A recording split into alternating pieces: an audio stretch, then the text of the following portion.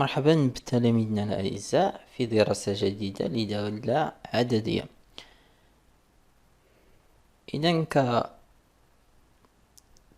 كتتم الحصص السابقة قمنا بدراسة مجموعة من الدول اللي هي عبارة عن دالة حدودية أو دالة متخاطة. دابا يمكن لينا ندرسو أي دالة عددية، يعني غنطبقو نفس المراحل اللي كنا كنطبقوها في دراسة الدول السابقة، يعني من تحديد النهايات لدراسة المشتقة لتحديد تغيرات الدالة، تحديد تقعر الدالة انطلاقا من المشتقة الثانية، دراسة الأوضاع النسبية بالمقارنة، يعني دراسة الإشارة f دو x ناقص y. كيبقى لنا آخر سؤال هو إنشاء CDF، يعني خلاصة جميع الدراسات اللي شفنا كنحاولو نبينوها بتأويلات هندسية برسم منحنى الدالة CDF. إذا لدراسة الدالة f دو x كتساوي x زائد واحد ناقص x زائد واحد على x أس 2، هنا مطلبش مني في السؤال الأول تحديد دي دو اف، طلب مني النهايات عندما حدد دي دو اف.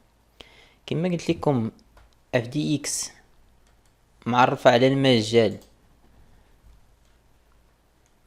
اغ اطوال، قلت لكم نحاول نتجنب الترميز بان اغ اطوال هو نيت المجال موان لانفيني زيرو مكينتميش لحقاش عندي المقام اتحاد زيرو بليس لانفيني. إذن هذا هو مجال تعريف الدالة اف دي اكس. إذا ما حدد الدالة اف قلنا هما القناط ديال المجال، عندي موان لانفيني زيرو موان زيرو بليس لانفيني. إذا نبداو بالسؤال الأول هو تحديد النهايات عندما حدد دي دو اف. إذا نبداو بلا ليميت السالي، نبداو بصفر، صفر بليس و صفر موان. إذا لا ليميت إكس يؤول نبداو بصفر موان على اليسار صفر اف دي إكس. لدينا نعوض اف دي إكس بالتعبير ديالها صفر موان إكس زائد واحد ناقص إكس زائد واحد على إكس أس 2. نعوض بصفر موان. لدينا إلا حسبنا لا ليميت ديال هادي إكس يؤول صفر موان إكس زائد واحد على إكس أس 2. إلا عوضتي بصفر غتعطيني صفر زائد واحد هي واحد على صفر ناقص صفر ناقص الكل أس 2، يعني أن أس 2 مع الإشارة ديال ناقص اللي عندي هنا تحول، يعني يولي عندي واحد على صفر بليس. نكتبها هنا تعطيني واحد على صفر بليس، لحقاش قلنا أس 2 غادي تحول ليا الناقص البليس يعني أس زوجي. إذا عدد على صفر بليس هي بليس لانفيني. إذا عوضنا هذه عطاتني بليس لانفيني إكس بصفر صفر صفر زائد واحد هي واحد، ما نساوش الناقص راه على هادي. إذا ناقص مع بليس لانفيني غتولي موان لانفيني. إذا لا ليميت ديال إكس يؤول لصفر موان ديال اف دي إكس، ردو البال الإشارة هي موان لانفيني. قلنا أن هاد الناقص مع زائد مع ناقص هتولي ناقص، لحقاش حنا درسنا غير الدالة إكس زائد واحد على إكس أس 2. نفس الطريقة نمشيو نشوفو زيرو بليس. لدينا لا ليميت إكس يؤول زيرو بليس ديال اف دي إكس. إلا عوضنا اف دو إكس بالتعبير زيرو بليس إكس زائد واحد ناقص إكس زائد واحد على إكس أس 2. نفس الطريقة إلا مشينا ندرسو هاد الدالة هادي تعطيني بليس لانفيني. لا ليميت ديال اكس يؤول زيرو بليس ديال اكس زائد واحد على اكس أس 2. إلا عوضتي قلنا الفوق البسطة تعطيني واحد على صفر بليس لكل أس 2، يعني تبقى بليس، يعني تبقى واحد على زيرو بليس واحد على زيرو بليس هي بليس لانفيني. إذا عاوتاني بليس لانفيني مع هاد الناقص اللي عندي هنا غتولي موال لانفيني. استنتاج إذا لا ليميت إكس يؤول لزيرو بليس ديال اف دي اكس النتيجة هي موال لانفيني. ولكن انتبهوا هنا راه مغاديش نوقف هنا، لحقاش قلنا ماشي كنحسب النهايات غير هكاك، كنعطي التأويل الهندسي، يعني خصني نرجع نعطي التأويل الهندسي لهادي. حسبنا لا ليميت عند العدد اعطاني لانفيني، يعني ان كل ما كنقرب للعدد السي دي اف كيمشي موال لانفيني. اذا السي دي اف يقبل مقارب عمودي. معادلته اكس كتساوي العدد اللي كندرس عنده لا ليميت، اكس كتساوي زيرو، ولكن على اليسار ديال زيرو كاين اللي كيدير هنا زيرو موا، على اليسار كيعني على اليسار بجوار موال لانفيني. النتيجة اللي عندي هي موال لانفيني. اذا التأويل الهندسي عند زيرو موان كاين. نفس الطريقة هنا على اليمين ديال زيرو النتيجة هي موال لانفيني. إذا السي دي اف يقبل مقارب عمودي. معادلته إكس كتساوي زيرو بليس بجوار موال لانفيني. إذا زيرو موان و زيرو بليس عطاوني التأويل الهندسي، يعني مبقيتش غادي نخدم على من فروع اللانهاية، يعني وصلت اللي مهم عندي في النهاية هو التأويل الهندسي عندي في زيرو بليس و زيرو موان. دابا نمشيو نشوفو لا ليميت عند موال لانفيني ولا ليميت بليس لانفيني. لدينا لا ليميت إكس يؤول بليس لانفيني ديال اف دي اكس. نعوضو اف دي اكس بالقيمة ديالها، اكس يؤول بليس لانفيني اكس زائد واحد ناقص اكس زائد واحد على اكس.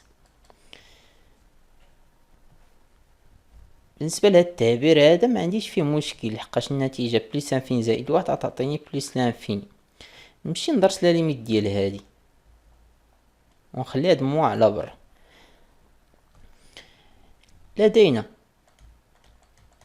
لا ليميت لحقاش هادي اكس زائد واحد غتعطيك بليس انفيني، بليس انفيني على أس 2 بليس انفيني على بليس انفيني شكل غير محدد.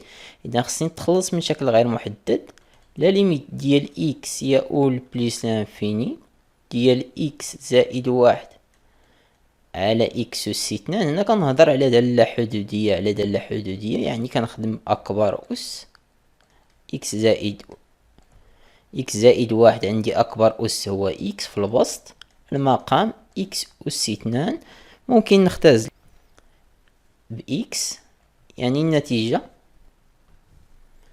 هي لا ليميت إكس يؤول بليس لانفيني ديال واحد على إكس، النتيجة هي واحد على بليس انفيني صفر. إذا القيمة اللي عندي في هذا التعبير هذا هو صفر، صفر زائد ما لا نهاية. إذا استنتاج أن لا ليميت إكس يؤول بليس لانفيني ديال اف دي إكس النتيجة هي بليس لانفيني. قلنا إلا عطاتني النتيجة بليس انفيني لا ليميت في بليس انفيني بليس انفيني، قلنا هنا مكاينش تأويل هندسي. السؤال اللي كيجي من بعد غيقول لك حدد الفروع اللانهائية ديال اف دي اكس، يعني غتحسب لا ليميت في بليس لانفيني ديال اف دي اكس على اكس. نشوفوا الحالات اللي عندنا. دابا التأويل الهندسي ما كاينش في بليس انفيني، ندوزو لا ليميت في موان انفيني. لدينا نفس التطبيق، لا ليميت اكس يؤول لموان لانفيني ديال اف دو اكس. إلا عوضتي اف دو اكس بالتعبير هي اكس زائد واحد ناقص اكس زائد واحد على اكس أس 2. كما قلنا التعبير ديال اكس زائد واحد ما كيخلق ليا مشكل، يعني النتيجة تكون هي موال لانفيني. ولكن هذا لانفيني على لانفيني شكل غير محدد، نمشي ندرسو بوحدو نشوف النتيجة اللي غيعطيني. إذا نتخلصو من شكل غير محدد، لدينا لا ليميت اكس يؤول لموال لانفيني، ندرسو هاد التعبير اكس زائد واحد على اكس أس 2. قلنا هنا دالة حدودية على دالة حدودية، يكفي انك تاخد اكبر اس على اكبر اس، هي دالة اكس على اكس أس 2. نختزل يعني نفس التطبيق اللي درناه في بليس لانفيني.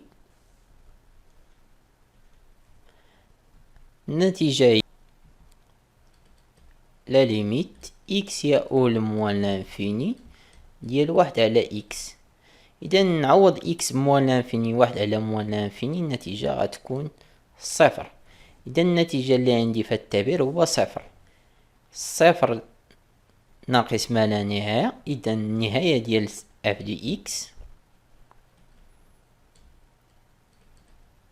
موال لانفيني ديال اف دي اكس، النتيجة غتكون هي موال لانفيني. نفس المشكل لانفيني عطاكم لانفيني. اذا في كلتا الحالتين بليس انفيني موال لانفيني ما كاينش تأويل هندسي. اذا المرحلة اللي غتجي من بعد كتبها هنا، انك تحسب لا ليميت اكس يؤول. كنتي غدرس بليس انفيني بليس انفيني، كنتي غدرس موال لانفيني كندير موال لانفيني ديال اف دي اكس على اكس، ونشوف الحالات. كان صفر فرع شجامي محور الافاصيل، كان بليس انفيني فرع شجامي اتجاه محور الاراتب، كان العدد ا يقدر يكون فرع شجامي اتجاه مقارب مستقيم ا اكس ولا مقارب مائل. حنا نشوفو النتيجة. اذا من بعد ما حسبنا النهايات محدد دي اف، وقعنا في مشكل ان لانفيني مازال ما تعطانيش تأويل هندسي. يعني لا ليميت في بليس انفيني ولا لانفيني مازال ما وصلت الهدف اللي هو المقصود من النهايات، وانني خص نشوف شنو هو التأويل الهندسي. السؤال كيجي من بعد هو تحديد الفروع اللانهائية. ثالثا الفروع اللانهائية. إذا لدينا حسب السؤال السابق نبداو بموال لانفيني. لا ليميت في موال لانفيني ديال اف دي اكس اكس يؤول لموال لانفيني. السؤال السابق عطاتني النتيجة موال لانفيني. قلنا إلا كانت لانفيني عطاتني لانفيني، المرحلة اللي غتجي من بعد هو حساب تحديد لا ليميت اكس يؤول لموال لانفيني ديال اف دو اكس على اكس. إذا نبداو في التطبيق. لدينا نعوض لا ليميت اكس يؤول لموال لانفيني ديال اف دي اكس على اكس، هي لا ليميت اكس يؤول لموال لانفيني. نعوض اف دي اكس هي اكس زائد واحد ناقص اكس زائد واحد على اكس أس 2 الكل على اكس. طرق قلنا كتختلف في حساب النهايات. كاين اللي غيوحد المقام من بعد يعمل. انا الفكرة غادي نقسم المقام، يعني هي لا ليميت اكس يؤول لموال لانفيني اكس على اكس زائد واحد على اكس زائد التعبير اللي عندي من بعد غنبسطو ناقص عفوا اكس زائد واحد على اكس أس 2 الكل على اكس.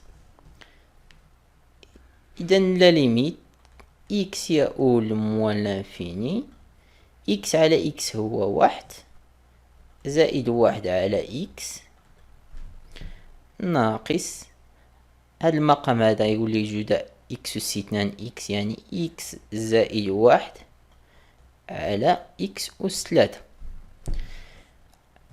هنا عوضتي لانفيني في هاد التعبير هذا يعطيك شكل غير محدد كما درنا في النهاية ديال بليس انفيني موان انفيني، نمشي ندرسو بوحدو. إذا لدينا لقاش هاد التعبير هذا راه معروف، واحد على لانفيني صفر، هذا يعطيكم صفر، زائد واحد راه واحد. المشكل بقى لينا غير في هادي، نمشي نحسبها. لا ليميت إكس كندرسو النهاية في موان لانفيني ديال إكس زائد واحد على إكس أس 3. نفس الطريقة دوا الحدودية أكبر أس موان لانفيني في البسط هو إكس المقام إكس أس 3، نختزلو يبقى لي في المقام إكس أس 2. إذا النتيجة هي لا ليميت إكس موان لانفيني ديال واحد على إكس أس 2. واحد على لانفيني هي زيرو، بيتو تحددوش من زيرو، زيرو بليس، لحقاش الأس سالب هاد الناقصة هادي غتولي بليس. إذا القيمة اللي النتيجة في لانفيني ديال هادي هي زيرو، إذا النتيجة هي واحد. لا ليميت ديال إكس موان لانفيني ديال اف دي إكس على إكس كانت النتيجة واحد. هنا ما عطاتنيش صفر، ما عطاتنيش بليس انفيني، إذا كاينة مرحلة من بعد. هذا عبارة عن العدد أ. قلنا إلا كانت عدد كينتمي لأغ إيطوال، يعني إلا كيساوي صفر، إذا اش غندير هي تحديد لا ليميت ديال اف دي إكس ناقص أ إكس أ راه هو واحد، غنعوضو هنا. لا ليميت راه ديما كندرسها في موان لانفيني، كنحافظ ديما على النهاية فين كندرسها. إذا نوجدو النهاية اف دي إكس ناقص أ غنعوضها قلنا بواحد، أ كتساوي واحد. في هاد الحالة هادي غادي حسبناها هنا، تحديد قلنا النهاية لا ليميت إكس كندرسو النهاية في موان لانفيني ديال اف دي إكس ناقص أ قلنا هو واحد، واحد في إكس هي إكس. إذا لدينا نبداو في التطبيق. إكس يؤول لموان لانفيني ديال اف دي إكس ناقص إكس كتساوي اف دي إكس، إكس يؤول لموان لانفيني، اف دي إكس هي إكس زائد واحد ناقص إكس زائد واحد على إكس أس 2 ناقص هاد إكس. هنا كنهضر على قيمتين متقابلين، غنختزل بإكس.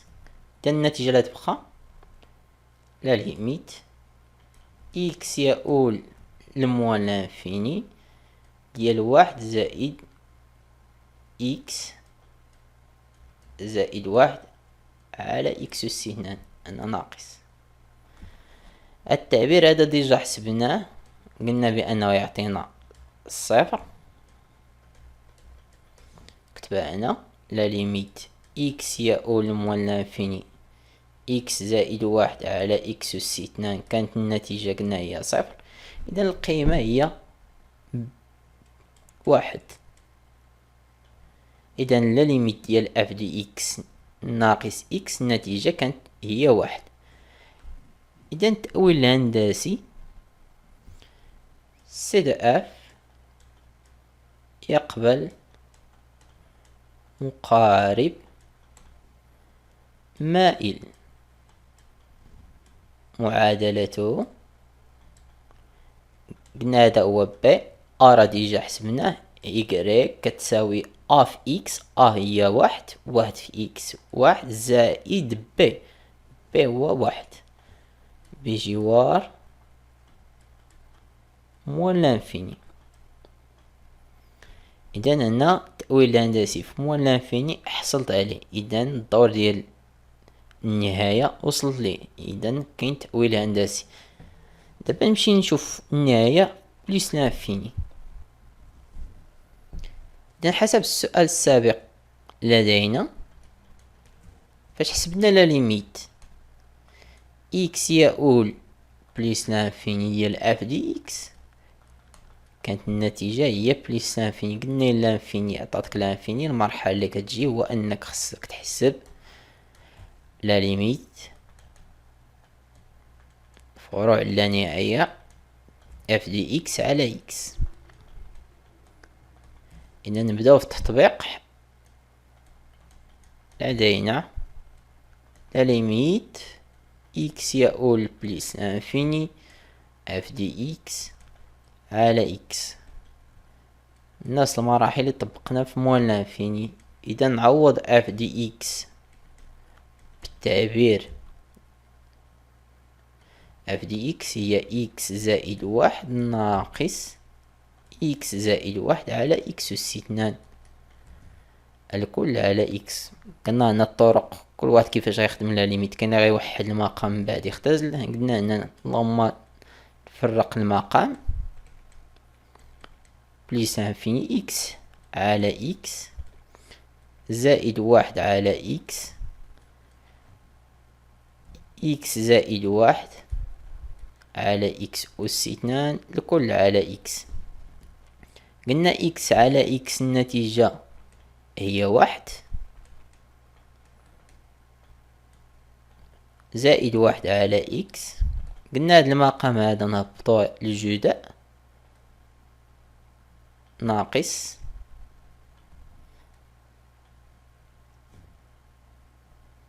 إكس زائد واحد على إكس أس ثلاثة. قلنا النتيجة اللي غتعطيني القيمة إكس زائد واحد على إكس أس ثلاثة. قلنا تحديد لا ليميت هاد المرة في بليس لانفيني إكس يؤول بليس لانفيني اف دي إكس ناقص أ هو واحد في إكس. إذن لدينا لا ليميت إكس يؤول بليس لانفيني ديال اف دي إكس ناقص إكس. نعوض لا ليميت إكس يؤول بليس لانفيني اف دي إكس هي إكس زائد واحد ناقص إكس زائد واحد على إكس أس اثنان ناقص إكس. هنا عدد متقابلين اللي هو إكس موان إكس نختزل بهم. النتيجة هي لا ليميت إكس يؤول بليس لانفيني ديال واحد زائد ناقص إكس زائد واحد على إكس أس اثنان. قلنا التعبير هذا نفس التطبيق إلا حسبتو النهاية اللي ديجا شفناها هي صفر. إذا النتيجة هي واحد. إذا هنا عطاني عدد بي ما عطانيش لانفيني، يعني عطاني عدد كينتمي لأ.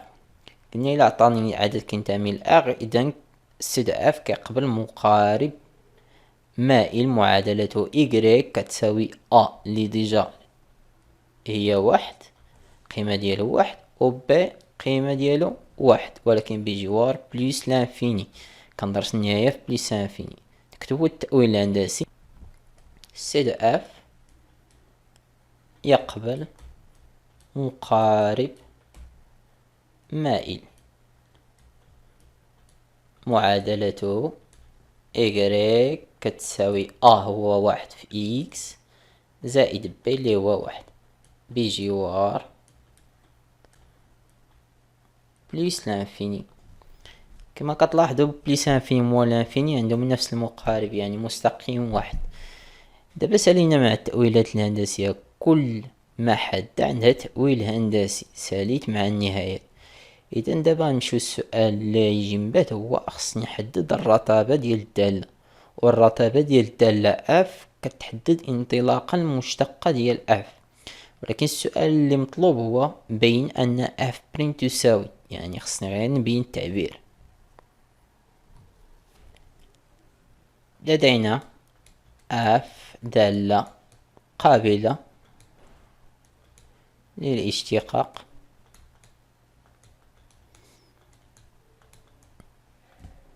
على اغطوان. لحقاش قلنا في اف بريم ميمكنش نعوض بصفر، صفر في المقام امبوسيبل. اف بريم دو اكس هي المشتقة ديال اكس زائد واحد ناقص اكس زائد واحد على اكس أس اثنان. هنا عندي بليس و موان، عندي الحق نفرق بريم، هي اكس بريم زائد واحد بريم ناقص المشتقة ديال اكس زائد واحد على اكس أس اثنان. إذا نبدا في الاشتقاق. مشتقة ديال اكس هي واحد، مشتقة ديال واحد صفر، إذا ناقص عندي هنا مشتقة ديال التعبير هذا عندي دالة على دالة.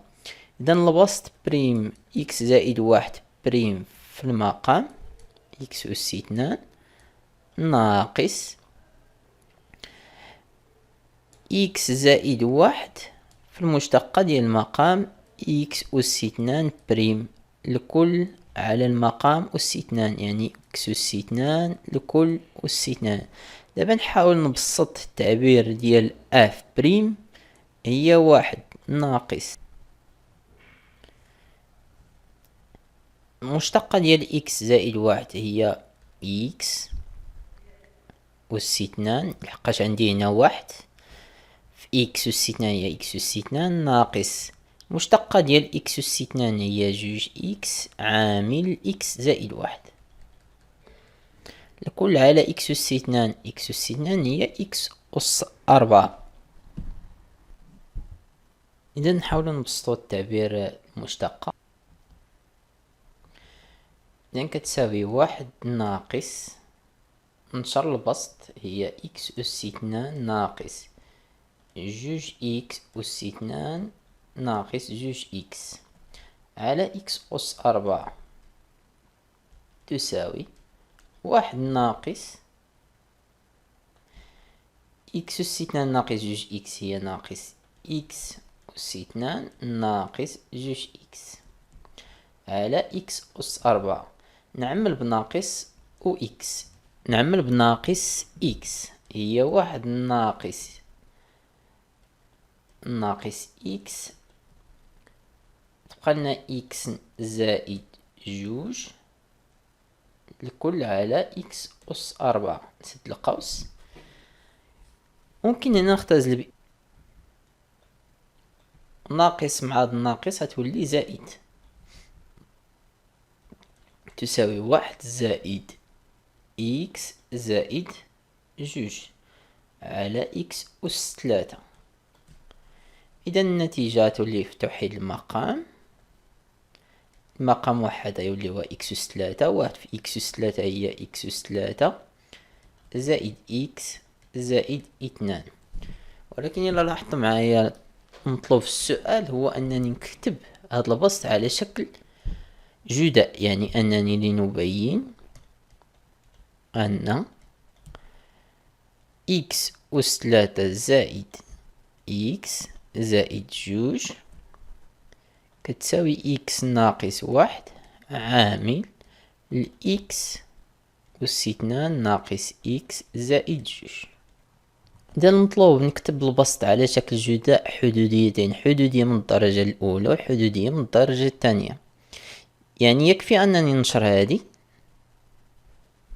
ممكن تنشر، ممكن طريقة الحدوديات تعتبر A B C من بعد النشر باش توجد المجاهيل A و B و C. يعني أنا كنت فكرت تكتب هذه على شكل X زائد واحد AX أس اثنان زائد BX زائد C، توجد الأعداد A B C. ولكن حنا هنا يكفي أنني ننشر التعبير. ممكن ننطلق من هنا، لدينا إكس زائد واحد عامل الإكس أس اثنان ناقص إكس زائد جوج تساوي إكس أس ثلاثة ناقص إكس أس اثنان زائد جوج إكس زائد إكس أس اثنان ناقص إكس زائد جوج. هنا ممكن نختزل بأعداد متقابلة. عندي إكس أس 2 غنختزل بها، نبسط جوج إكس ناقص إكس، إذا النتيجة النهائية تولي هي إكس أس 3 زائد إكس زائد جوج. إذا كما كتلاحظوا بأن إكس عامل زائد واحد عامل إكس أس 2 ناقص إكس زائد جوج كتساوي إكس أس 3 زائد إكس زائد جوج. ومن إذا النتيجة النهائية أن اف بريم دو إكس كتساوي إكس زائد واحد عامل إكس أس 2 زائد إكس زائد جوج الكل على إكس أس 3. إذا السؤال الموالي غيكون هو دراسة إشارة اف بريم. إذا بالنسبة لدراسة إشارة اف بريم، يعني هنا إلا كتلاحظوا المقام إكس أس 3 فردي، يعني يقدر يكون موجب ولا سالب.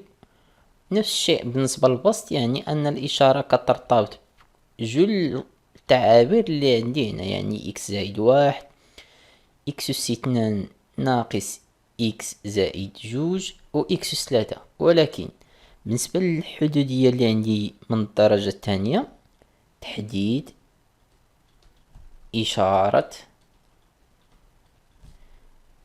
إكس أس 2 ناقص إكس زائد جوج. علاش بغيت نحدد الإشارة ديال هادي بان ليا دلتا سالب، يعني إشارته إشارة العدد أ، العدد أ موجب.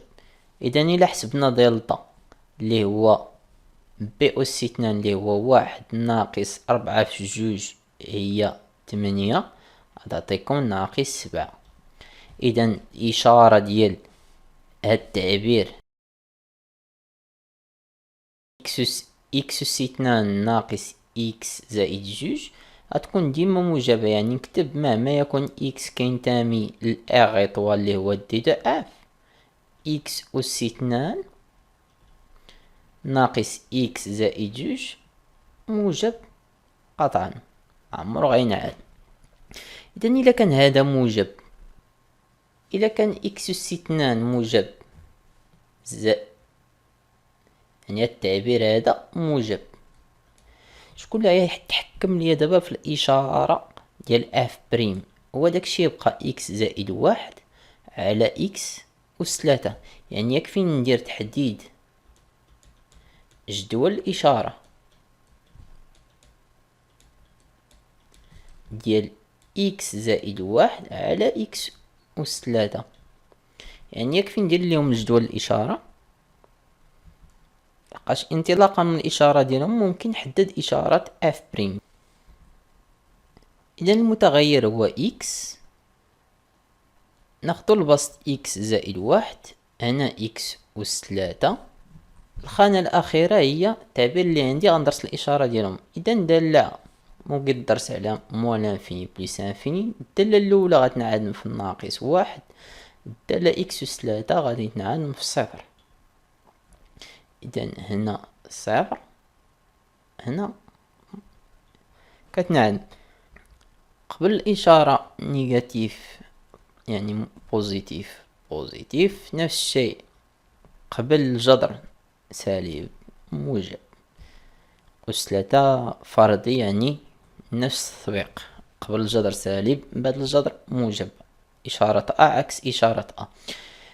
هنا واش ممكن نعوض بصفر؟ امبوسيبل، لحقاش المقام ما يمكنش نعوض بصفر. ممكن ندير التمديد هنا غتنعدم في ناقص واحد، ندير هنا ناقص هنا ناقص. إذن هنا نهضر على الجداء، ناقص في ناقص زائد، ناقص مع زائد ناقص، بليس بليس هي بليس. قلنا الإشارة انطلاقا من هذا الطابلو هذا غنجبد الإشارة ديال اف بريم. إذا جدول الإشارة اف بريم اللي مطلوب في السؤال الموالي، ولكن هنا قال لي غير درس الإشارة ديال اف بريم. إذا مهما يكون إكس كينتمي للمجال موال لانفيني ناقص واحد و صفر بليس لانفيني. الصفر هنا ما داخلش. الاشارة كما كتلاحظوا موجبة، يعني موجبة هنا وموجبة هنا. اذا مهما يكون كتبانيت بهذا اللون ديال المجال، اكس ينتمي لموال لانفيني ناقص واحد اتحاد واحد. اتحاد صفر غير معرف يعني الصفر مفتوح بليس لانفيني. قلنا الاشارة ديال اف بريم غتكون موجبة او يساوي صفر، يقدر تساوي لنا صفر عند ناقص واحد. اذا قلنا ان هاد اشارة اف بريم متعلقة بتعبير اكس زائد واحد على اكس اس 3. اذا بقات لينا الاشارة بين ناقص واحد اذا الاشارة هنا سالبة. اذا مهما يكون اكس كينتمي ناقص واحد بليس زيرو مفتوح، قلنا بان اف بريم غتكون سالبة او تساوي صفر حقاش دخلت ناقص واحد. اذا هذه هي اشارة اف بريم. ممكن نلخص هاد الهضرة هادي في جدول التغيرات. من اشارة اف بريم نستنتج تغيرات الدالة اف. اذا جدول التغيرات الدالة اف عندي المتغير اكس، اف بريم دي اكس، اف دي اكس. مجال تعريف الدالة هو اللي كنكتبو هو الاول. عندي الدالة كتنعدم في ناقص واحد.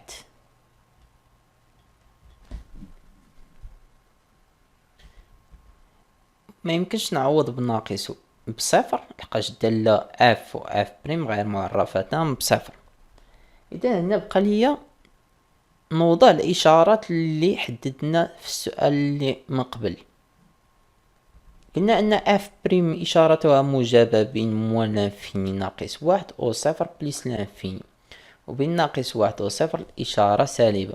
اذا كانت اف بريم موجبة الدالة كتكون تزايدية، كانت سالبة تناقصية، نفس الشيء هنا تزايدية. ولكن الجدول ما غاديش نخليه هنا لحقاش حسبت النهايات. اذا نوضع النهايات عندي في موال لانفيني كانت النتيجة موال لانفيني. هنا ممكن نكتب اف الصورة ديال العدد اللي عندي هنا ناقص واحد عند على زيرو موان تلاقينا موال لانفيني.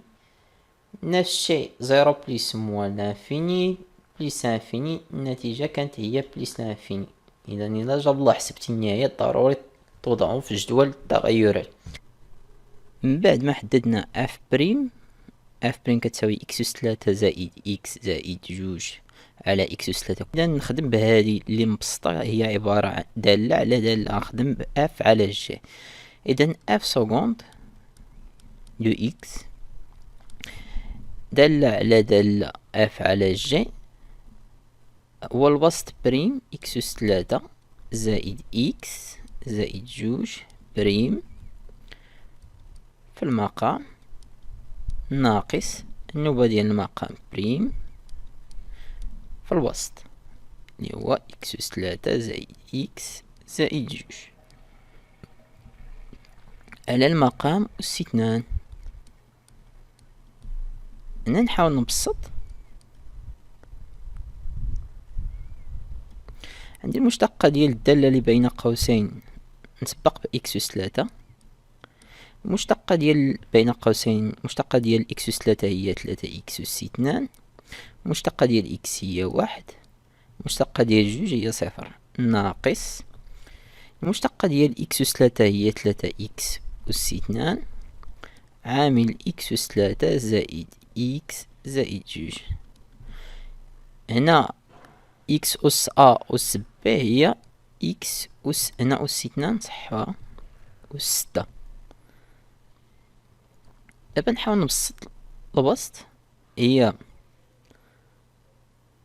3 إكس إكس أس 3 في إكس أس 2 مجموع الأسين أس 5 زائد إكس أس 3 ناقص 3 إكس أس 5 ناقص 3 إكس أس 3 ناقص 6x أس 2 على المقام. دي عددين متقابلين ممكن نختزل 3x أس 5. إذا نحاول نبسط. إذا تساوي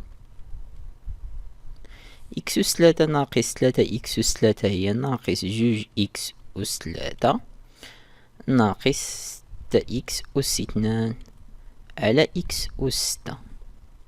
كما طلبوا مني في التحديد ديال اف بريم نعمل بناقص 2x أس 2 اللي مشترك.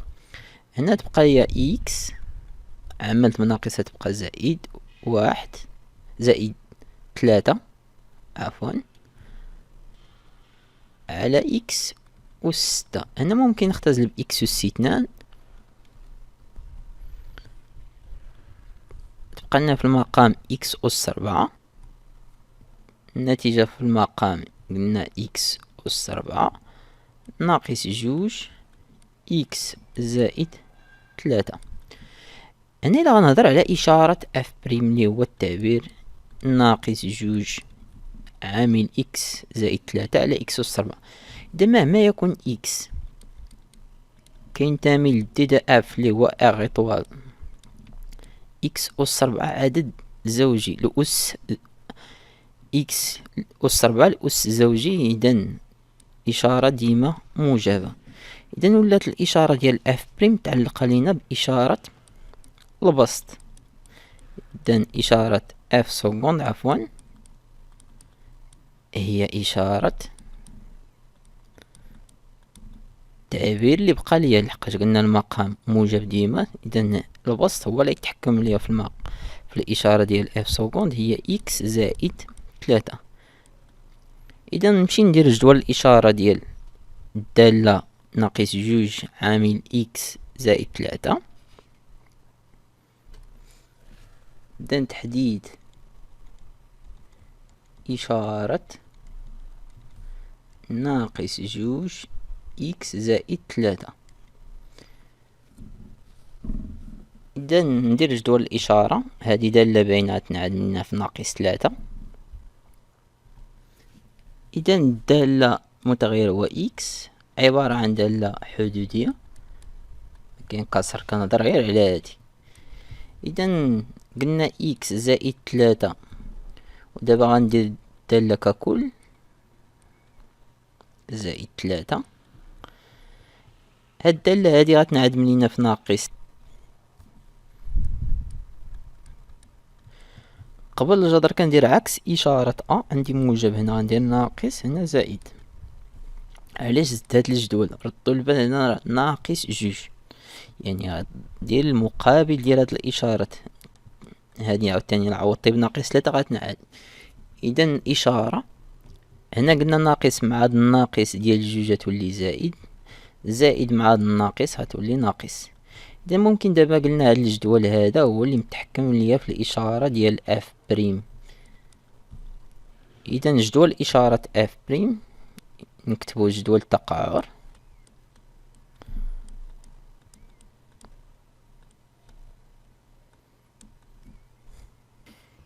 إذا جدول التقعر عندي المتغير هو اكس اف سكوند، كنديرو جدول ديال التقعر سي دو اف. دي دو اف هو موال لانفيني صفر بليس لانفيني، الدالة ما معرفاش في صفر.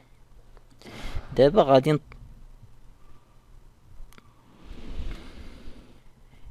هاد الجدول هذا اللي محكم ليا في الإشارة ديال اف سكوند غادي نزيدو هنا. إذا كتنعدم في ناقص 3.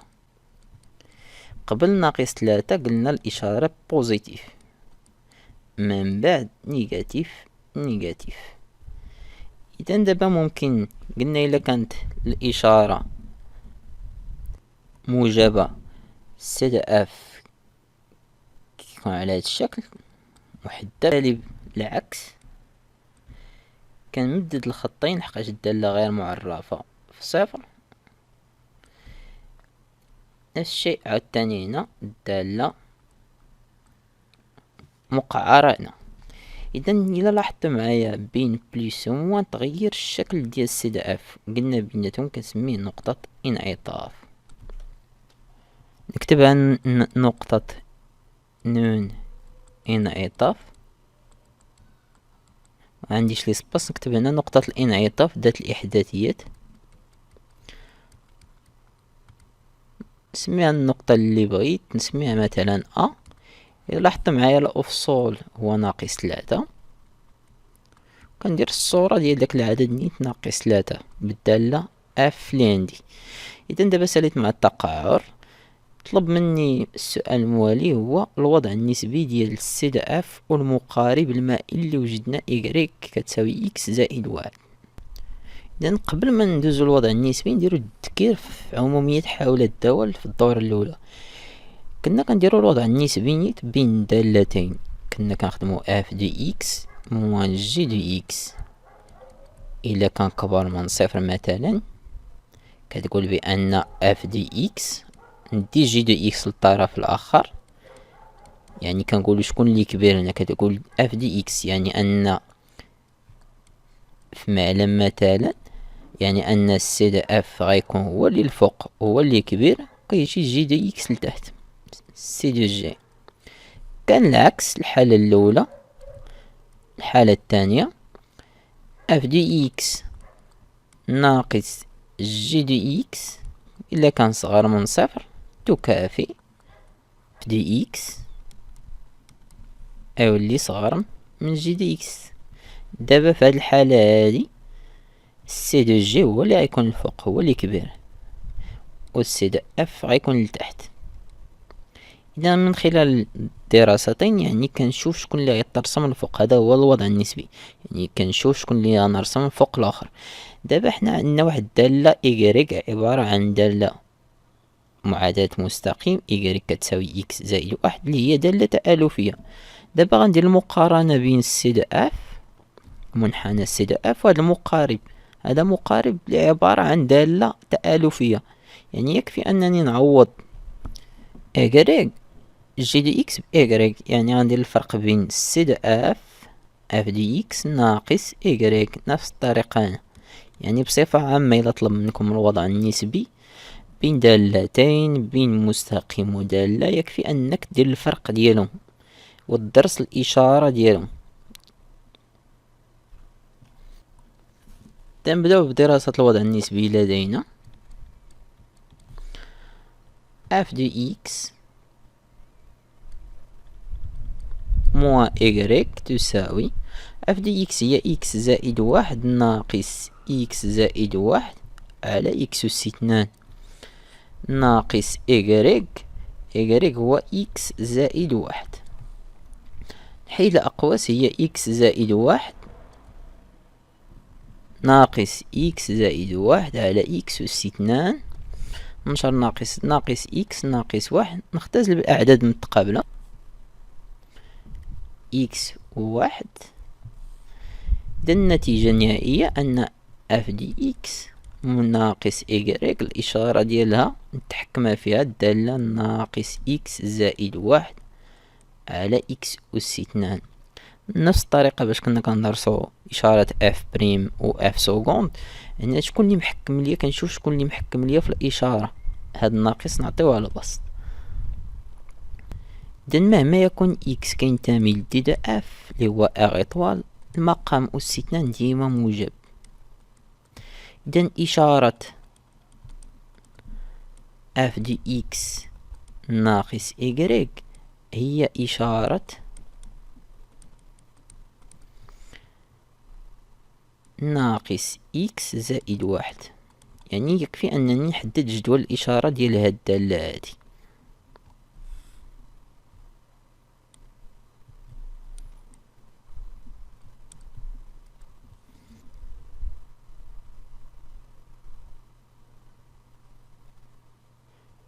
إذا جدول الإشارة ناقص إكس زائد 1. إذا الدالة المتغيرة هو إكس موال انفيني بليس انفيني، دالة حدودية الدول هذا. إذن هذه غتنعاد بنينا في ناقص واحد، نفس الطريقة فاش شفنا اف سكوند. هنا كنقلب على إشارة إكس زائد واحد. قبل الجذر كندير عكس إشارة عندي موجب هنا سالب، ولكن كما قلت لكم هنا ردوا البال الناقص، لقاش كندرس ناقص عامل إكس زائد واحد، يعني المقابل ديال الإشارة بليس كتنعاد في ناقص واحد نيجاتيف. إذا مهما يكون إكس كينتمي للمجال الأول في الإشارة موجبة، هي موال لانفيني ناقص واحد. يعني قلنا الإشارة هنا موجبة، يعني أن هذا غيكون موجب، يعني ناقص إكس زائد واحد موجبة أو تساوي صفر، لحقاش ناقص واحد كتنتمي تكافي أن مهما يكون إكس كينتمي لنفس المجال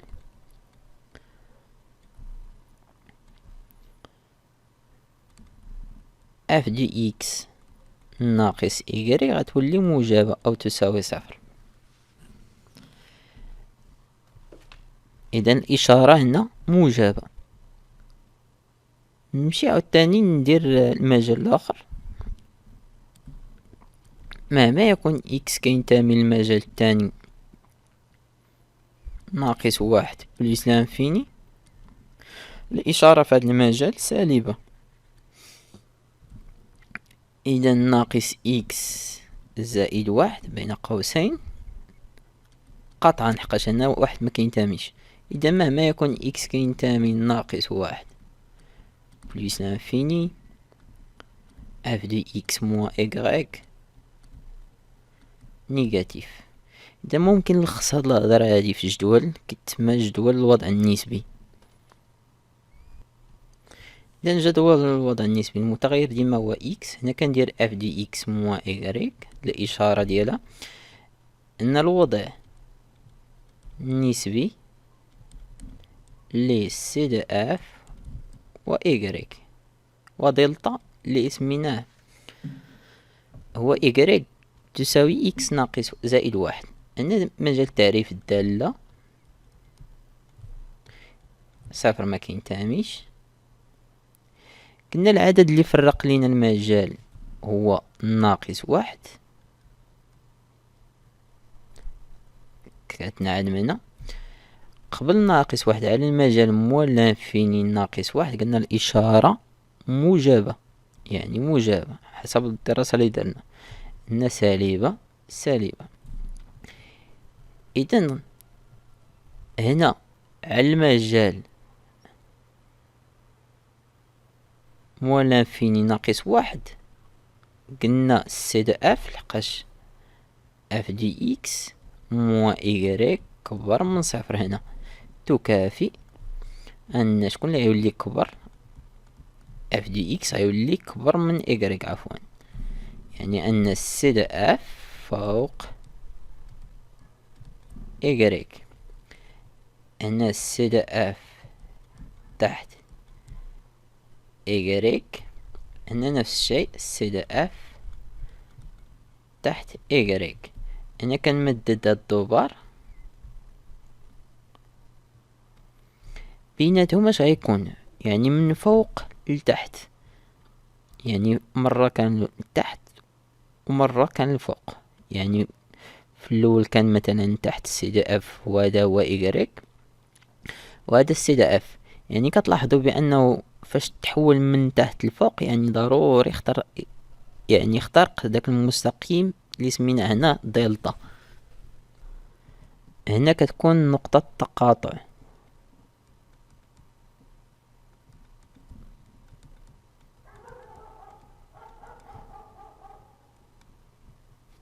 هاد نقطة التقاطع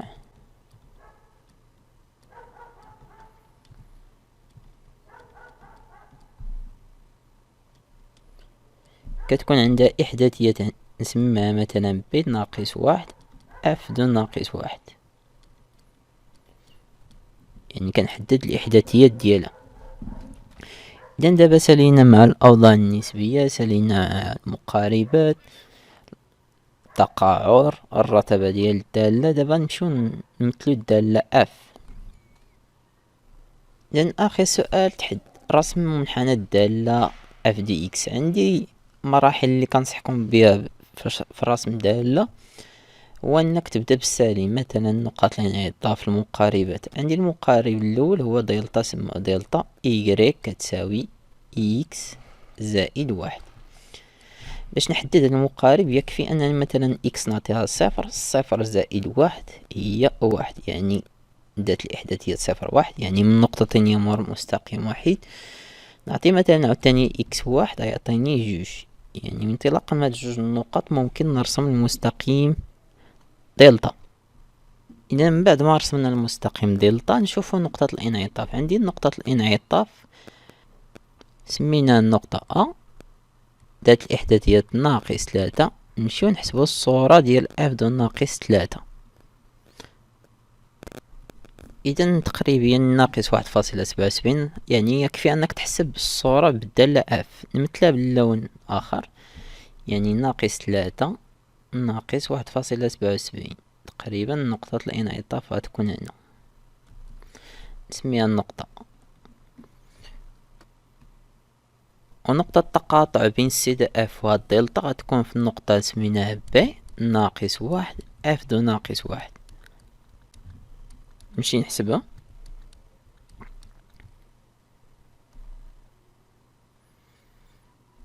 إذن غتكون النتيجة هي صفر.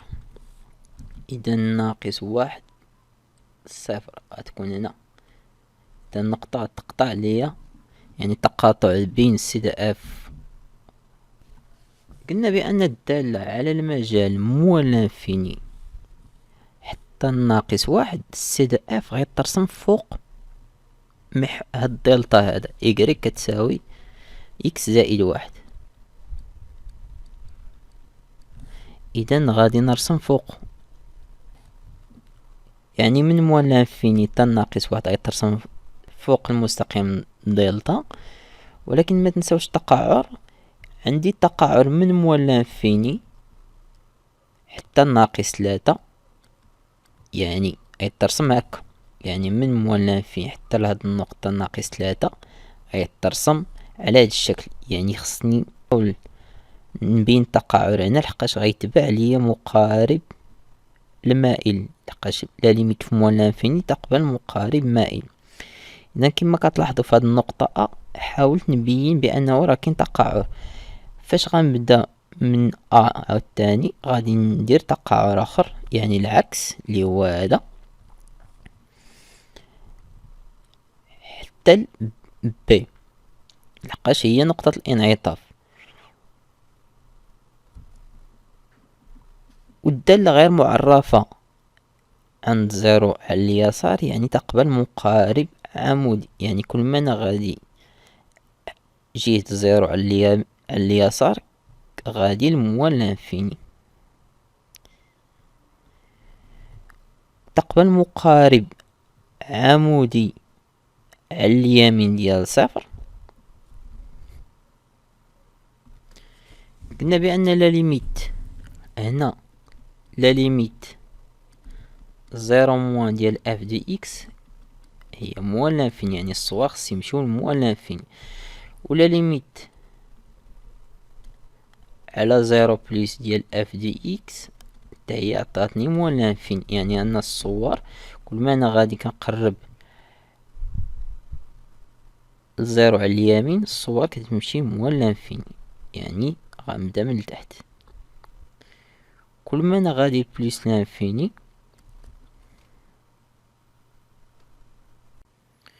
كل ما انا غادي البليس لانفيني غادي نتبع المقارب المائل، ولكن غادي نقطع محور الافاصيل. اذا يكفي انه اذا طلب منك التقاطع مع محور الافاصيل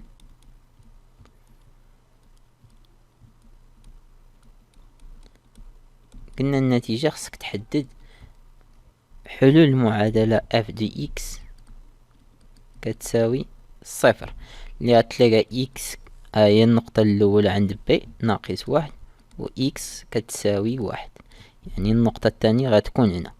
إذا نكمل السيدة اف، يعني أنني كل ما غادي بليس انفيني غادي نمر من هاد النقطة وغادي كنقرب يعني كنحاول ندير التقعر من ناقص 3 لبليس لانفيني، كيبقى التقعر على هاد الشكل.